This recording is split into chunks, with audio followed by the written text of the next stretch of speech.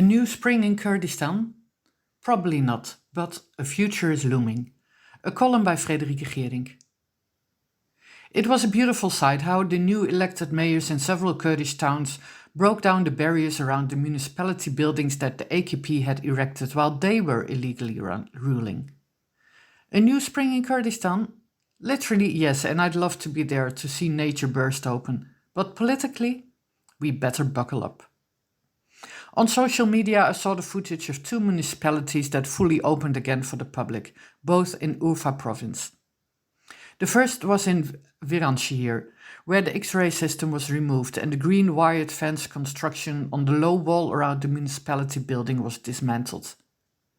The other was in Suruç, the town across the border from where people supported and reported on the Kurdish battle against ISIS in Kobani back in 2014. There, the huge concrete blocks that barricaded the municipality from the outside world were dismantled. I spent a lot of time in Suruç in 2015, even crossed the border into Kobani right after the YPG and YPJ kicked ISIS out to report for The Independent. So this return to normal made me especially happy. If you've never been to Kurdistan or visited municipalities there, it may be hard to conceive, but there really is a huge difference between whether a municipality is run by AKP or the Kurdish party, now DEM, but in the past their predecessors HDP or BDP. When the city or town is in Kurdish hands, the doors are always open and the public feels free to walk in anytime to arrange something or to get in touch with the people working for their local administration. When AKP is in charge, you are met with suspicion, hence the X-ray systems and a much more formal atmosphere. These differences are of course exemplary of the proximity of the administrators to the populations they serve. You even feel that when you pass the municipality on foot. I remember from my time in Ahmet, Diyarbakir. The historical Sur neighborhood was very open when Abdullah Demirbaş was the mayor. Once he was gone and AKP took over, fences were placed around the building and police was always guarding them. From then on, I would cross the street if I walked past there, just feeling uncomfortable and unsafe. There was more reason to have hope this week. Dem Party convincingly won the local elections in the southeast of the country. The story of the week was of course that elected co-mayor Abdullah Zeydan was denied his certificate and the AKP candidate was declared the election winner, even though he only managed to get 27% of the vote, against 55% for Zeydan. After impressive protests, the district's election board changed its mind and Zeydan received the keys to the municipality.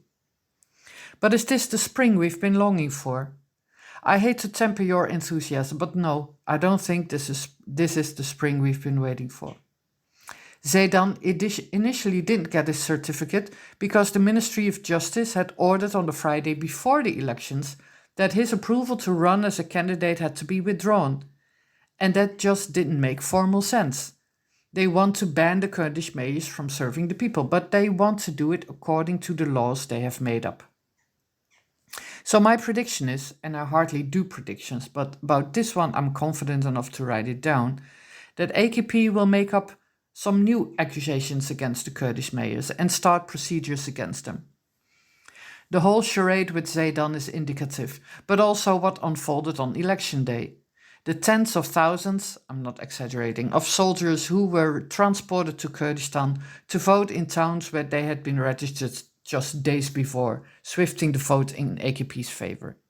Şırnak is one example. The government is quite determined to keep Kurdistan under control, also from within the municipality buildings.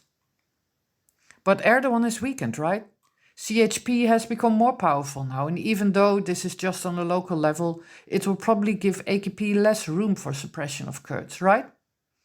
Because hasn't İmamoğlu, who convincingly won Istanbul again, said that he's everybody's mayor and mentioned Kurds too?